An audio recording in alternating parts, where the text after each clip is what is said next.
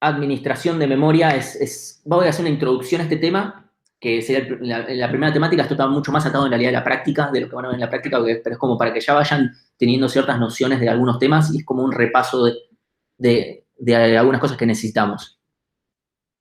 Entonces, una de las cosas que vamos a hacer en esta materia es empezar a administrar la memoria de un programa, ¿sí? A priori, lo que tenemos es que la memoria la administra el sistema operativo, ¿sí? Ustedes van a crear una variable y existe, ya está, ¿sí? Eso no importa el lenguaje que hayan usado en algoritmos 1, eso pasa, ¿sí? Ustedes van, declaran una variable, existe.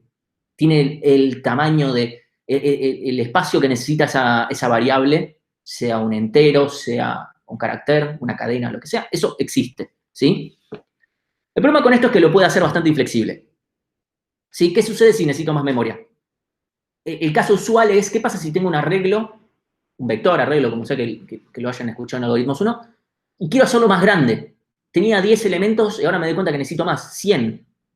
Una persona podría decir, bueno, pero si tu programa en realidad iba a trabajar con 100, ¿por qué no pediste 100 de entrada? Es verdad, pero ahí el problema es, ¿qué pasa si mi programa tenía que trabajar? O sea, puede llegar a trabajar hasta con 100, pero en general trabaja con 10. ¿Qué hago? ¿Desaprovecho memoria en general? Obviamente no nos estamos refiriendo al orden de 10 y 100 elementos, sino de muchos más, donde tenga más sentido. Nadie se preocupa tanto por una diferencia entre 100 y 10 bytes, sino por una cuestión de a grandes valores, donde realmente, che, no me puedo andar pidiendo memoria porque sí. Porque esto tiene que funcionar en distintas computadoras, ¿sí?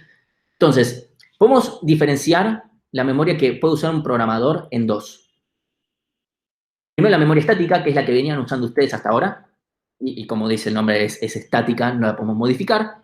Y la otra es la memoria dinámica, que es la memoria que, a grosso modo, se puede modificar cuánto es que voy a usar y que obviamente podemos administrar. La memoria estática no la podemos administrar, per se, ¿sí? La memoria estática se le asigna una función, ¿sí? La función se le asigna un pedazo de memoria estática, ¿sí? Supongamos que tenemos este código en C, bastante trivial, no quiero hacer nada demasiado complejo, ¿sí? Tenemos una función que devuelve entero, que crea dos variables, A y B, ¿sí? Pésimo nombre de variables, pero es un ejemplo nada más. Con valores 5 y 10, y devuelve 5 más el llamado de otra función a los que se le pasaron estos parámetros. Esto tiene 3 parámetros, declara una variable y devuelve esta suma, ¿sí? Nada demasiado complejo.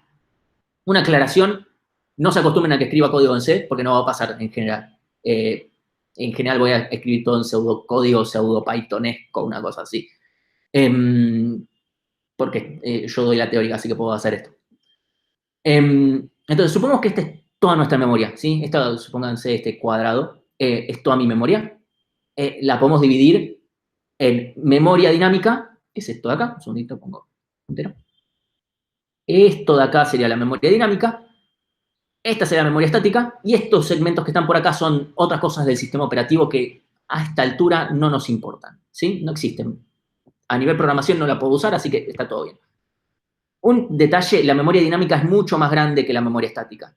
Es bastante más grande, ¿sí? Obviamente en este dibujo no está a escala, no es importante que esté a escala, pero que se entienda. Es mucho más grande la memoria dinámica que la estática, mucho. Entonces, cuando se llama a la función foo, que tiene estas variables declaradas, se le guarda, supongamos que está dividida así la memoria estática, se le guarda espacio para sus variables, ¿sí? Y en particular ahora además tiene que tienen estos valores, ¿sí? Pero ya cuando se llama a la función se sabe cuánto espacio más o menos va a necesitar y el compilador se encarga de decir cuánto lugar va a necesitar cuando se la llame, ¿sí? Yo acá pongo 2, nada más como un ejemplo, pero no es que el sistema operativo sí o sí se maneja de esta forma, ¿sí? Entonces yo ahora cuando llame a var, va a dejarle también lugar, así, para sus propias variables, ¿sí? Es muy importante, si se ve acá, por más que N1 y A tengan el mismo valor, no son el mismo espacio de memoria, ¿sí? Es otra variable, y esto seguramente lo vieron en algoritmos 1, que es qué pasa si yo acá modifico, ¿sí? Entonces, esto sería el esquema en general de lo que se llama memoria estática o stack. Y se llama stack porque justamente pasa esto de que se van apilando estas llamadas, ¿sí? Entonces, una vez que yo termino, yo hago el return de esta función, esta porción de memoria es inválida. Si yo ya volví a foo, que esto se limpie o no, eso depende del sistema operativo. Puede haber basura ahí tranquilamente, puede depender también del lenguaje, la verdad, pero esto ya pasa a ser memoria que es inválida, ¿sí? Cualquier cosa que yo quiera usar de acá no va a ser correcto. Y un detalle más es, si yo empiezo a hacer muchos llamados recursivos, perdón, ay, Dios, justo era lo que no tenía que decir. Bueno, Jorge, te diría que me pegues, pero no puedes hacerlo. Te mando un cachetazo virtual. Sí. Bueno, era lo único que no tenía que decir, la puta madre. Bueno, ok, bueno, seguimos. Lo que puede suceder es que si yo hago muchos llamados a funciones, eventualmente esto se va a colmar, ¿sí? ¿Qué va a pasar si yo acabo con la memoria del stack y me cruzo al heap? Ahí es donde sucede lo que llamamos Stack Overflow, que seguro en algún momento de Algoritmos 1 le sucedió, pero segurísimo, ¿sí? Ahora en este momento me habría gustado poder hacerles la pregunta de, bueno, ¿cuándo es que pasa esto? Y en general esto sale bien todos los cuatrimestres, pero justo ahora lo tenía que hacer mal. Bueno, mi pregunta hacia ustedes sería, bueno, ¿cuándo es que esto sucede de forma, bueno, que es normal que pase, que pueda haber un Stack Overflow? Bueno, eso sería cuando tenemos en general una función recursiva con un mal caso base, ¿sí? Entonces no corta. Entonces eventualmente se sigue llamando, se sigue llamando, se sigue llamando. Sería el equivalente a tener un ciclo, un bucle infinito, un while o un for. En general un while porque el for es definido. Pero supongamos que tenemos un while y que nunca termina, ¿sí? Porque está mal la condición. En este caso, no va a pasar que no termine, porque eventualmente se va a colmar la memoria de llamados a funciones y se va a producir el Stack Overflow, ¿sí? Eso debe ser algo que les debe haber pasado en Algoritmos 1 de alguna forma u otra. Entonces, bueno, eventualmente esto se puede llegar a borrar o conferir. Supongamos que tenemos ahora esta otra función, que ahora suma elementos así, en esta función que hace cosas raras. Sí, no es muy importante lo que hace, pero lo único que me importaba es que acá haya un for, ¿sí? Entonces, inicialmente, cuando estamos en este punto, vamos a tener espacio para estas dos variables, la variable suma y la variable i, este índice. Y cuando yo llame a esta función, va a tener sus dos variables, ¿sí? Que las dos van a valer 0, ¿sí? Y cuando yo vuelva, se va a actualizar, ¿sí? Primero se actualiza suma por esto de acá. Ahora vale 3 por este 3 de acá. Y cuando vuelvo a entrar al ciclo, se le sumó 1 ahí y vale acá. ¿Sí? No espero que esto sea nada demasiado revelador. Se le vuelve a llamar, ¿sí? Y se pisan los valores que habían antes, ¿sí? Si acá había un if y en vez de llamar a esta función, ahora llamaba a otra, bueno, ahora se van a pisar con los de esa función, ¿sí? O no, tal vez elige otra sección, o sea, el contiguo. Lo más probable es que siga de acá, porque en general los valores se apilan, ¿sí? Pero lo que es importante notar es que esto de acá pasa a ser inválido. Ya no podía usar estos valores acá, no puedo confiar en lo que haya, ¿sí? Esto se va a seguir actualizando. Y una cosa muy importante que es que cuando termina este for, sucede lo siguiente. Primero, suma va a valer algo, no importa ahora. Esta variable i también puede seguir siendo válida o no, dependiendo del compilador, ¿sí? Porque como la declaran en este for, ahí ya depende del compilador si esta variable esta posición es válida. ¿Qué pasa si acá yo declaro otra variable? Puede llegar a usar la posición de memoria que estaba para ahí, o puede que no, que sea la siguiente. Eso depende completamente del compilador. Aclaro esto porque después tratan de reutilizar cosas de esta variable afuera o cosas por el estilo, y tal vez justo les anda en su computadora y en otras no. Y en general, en nuestro corrector, todas esas cosas no andan. También porque es adrede, ¿no? O sea, tenemos cosas hechas para que no puedan andar. Entonces, un resumen de la memoria estática es esto. Es contigua, ¿sí?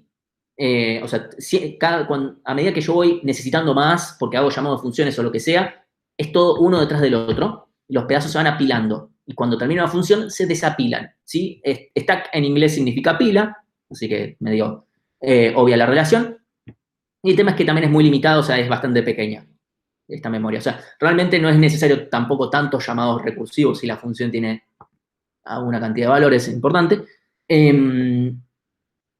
para poder generar un Stack Overflow. Entonces, ahora pensemos qué puede llegar a ser la memoria dinámica. Va a ser medio como lo contrario, ¿sí? Podemos variar su tamaño, podemos generar un encapsulamiento y un ocultamiento de datos, porque al no saber, o sea, al no tener el tamaño de cuánto ocupan las cosas y todo eso tan restrictivo, podemos generar un ocultamiento, y eso lo vamos a charlar en las semanas que van viniendo.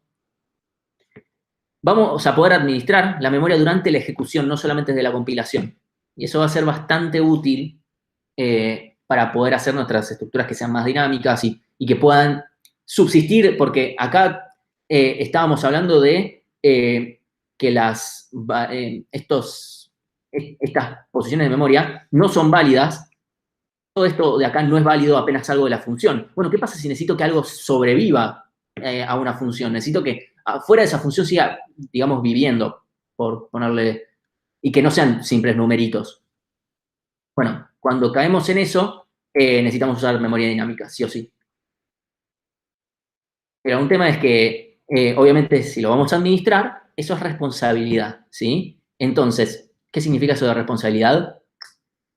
Así como pedimos memoria, tenemos que devolverlo. Y vamos a usar un programa que se llama Valgrind, que nos va a permitir detectar esas pérdidas de memoria y otros errores. Valgrind es el programa que solamente anda en Linux, ¿sí? Esa es una aclaración. Usuarios de Windows, ni lo intenten. Mac nunca logramos hacer que funcione realmente bien, sacando, si no fuera por ese detalle, que es muy importante para todo el cuatrimestre, Mac está bastante bien como sistema operativo para desarrollo. La verdad es que es bastante útil porque por debajo es Unix, entonces a nivel usar la consola y todo ese tipo de cosas que ya tienen que empezar a acostumbrarse, de todas formas sería útil, pero bueno, tiene esta limitación que es importante, entonces mínimamente una máquina virtual van a necesitar para poder corroborar esto, ¿sí? A menos que se vuelvan muy duchos en entender la salida de Valgrind, incluso en Mac, que yo todavía tengo mis dificultades por este momento, ¿sí? Entonces, una regla de oro, así una cosa sobre Valgrind, es una herramienta más de debugging que no solamente nos va a decir, ok, perdiste tantos bytes, sino que nos va a decir dónde, cómo más o menos, y accediste a memoria inválida también, ¿sí? Cosas por el estilo, Valgrind lo detecta todo, así que vamos a andar muy bien con eso, es una herramienta muy útil.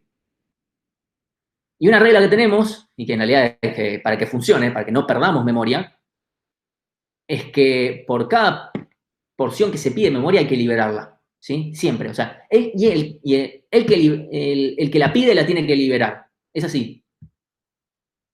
Si una porción de código pide memoria, esa misma porción en otro lado, en otra parte, la tiene que liberar, eso tiene que pasar, ¿sí?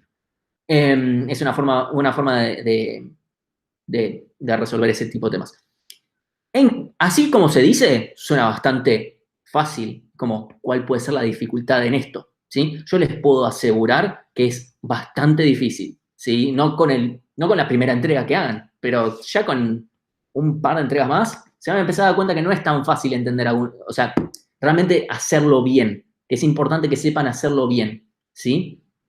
Entonces, recuerdan esto que yo les digo, un gran poder conlleva una gran responsabilidad, ok, el tío Ben se lo dijo a Peter Parker y Peter Parker eventualmente terminó así, ¿sí? Y la realidad es que ustedes van a llorar por este tema. El que niegue haber llorado por este tema solamente lo está ocultando. No, yo lo he hecho, seguro, en algún momento de Algoritmos 2 lo hice seguro. Porque la verdad es que uno dice, esto anda, esto está perfectamente pensado, y de repente salta Valen y dice, perdiste un byte en algún lado. Fíjate, obviamente no lo dice así, lo dice con mucha más información, pero eso es lo que uno siente al principio, y uno siente mucha frustración en esa situación, y no les vamos a permitir perder un solo byte, porque esta situación se puede, en otros tipos de sistemas, se puede volver muy caótica, ¿sí? Es algo que vamos a ir mencionando más adelante. Entonces, esto va todo a bueno, tratar de justificar por qué vamos a usar C como lenguaje. Entonces, necesitamos un lenguaje donde se tenga que pedir explícitamente la memoria y liberar explícitamente la memoria dinámica, ¿sí? Porque hay otros que lo hacen por uno mismo, que uno no se está dando cuenta que está pidiendo memoria dinámica. Por ejemplo, Python. Aquellos que hayan visto Python en Algoritmos 1, bueno, Python maneja la memoria dinámica sin que ustedes sepan, porque obviamente ni siquiera lo sabían, que había memoria dinámica dando vueltas, ¿sí? Se lo maneja todo internamente, ¿sí? Les permite abstraerse de ese tema, lo cual está bueno para aprender, pero en este momento necesitamos que lo hagan explícitamente, ¿sí? Entonces usamos C. Una pregunta es ¿por qué no usamos C++? Porque C++ tiene un soporte de orientación a objetos que acá no tiene sentido. No vamos a ver programación orientada a objetos, la materia es muy cargada, o sea, tiene muchos temas como para agregarle más cosas, y además hay una materia entera que es de programación orientada a objetos, que es algoritmos y programación 3. Entonces, ¿por qué vamos a andar dando cosas que se ven en una materia entera? No tiene ningún sentido cuando ya tenemos muchos temas para dar, o sea, tenemos para tirar mucho tiempo, ¿sí?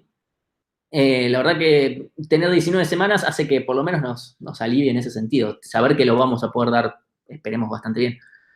Y por otro lado, por lo menos a mí personalmente me parece que C++ es una aberración a la naturaleza. Creo que varios de los que damos el curso estamos de acuerdo, pero hay otros que no, pero bueno. La verdad es que si tuviéramos alguna opción superadora de C, porque sabemos que su sintaxis puede ser un poco fuerte y que nos mantenga la utilidad que le damos, posiblemente pensaríamos, ¿por qué no usamos un lenguaje con recolección de basura? Y sintaxis más o menos, ¿no? Como Python, o sea, ¿por qué? Porque hay otros lenguajes que se encargan, ¿sí? Hay lenguajes que se encargan de resolver, ok, Python, así como les estoy diciendo, que se maneja el tema de la memoria dinámica, también la libera sola. Se encarga Python, ¿sí? Tiene lo que se llama un recolector de basura, entonces va y cada tanto tiempo la libera.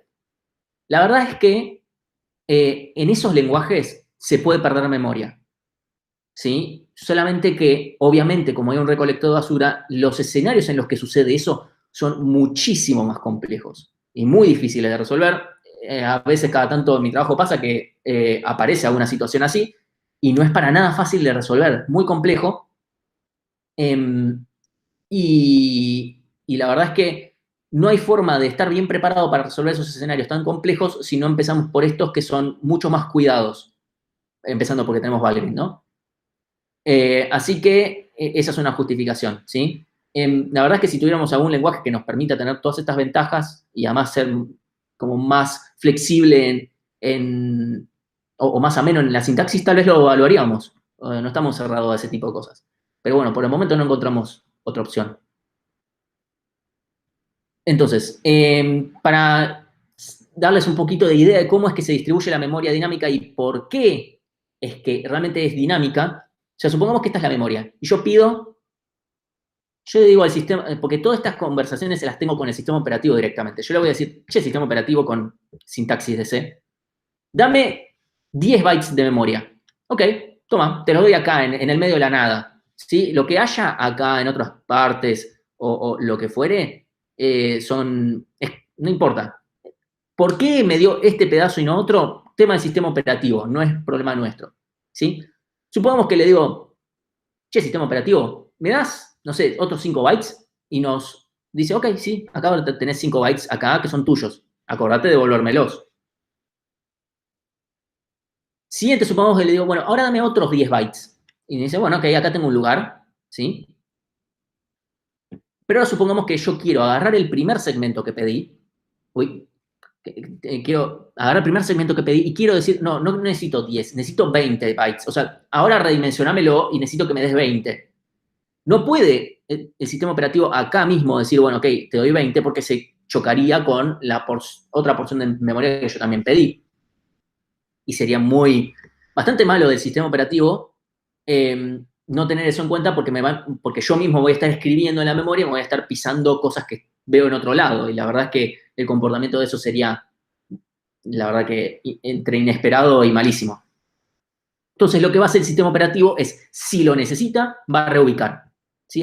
Supónganse que estos son 20 bytes, lo reubica y dice, bueno, ok, ahora este es tu nuevo cacho de memoria. Y se asegura de copiar todo lo que haya antes.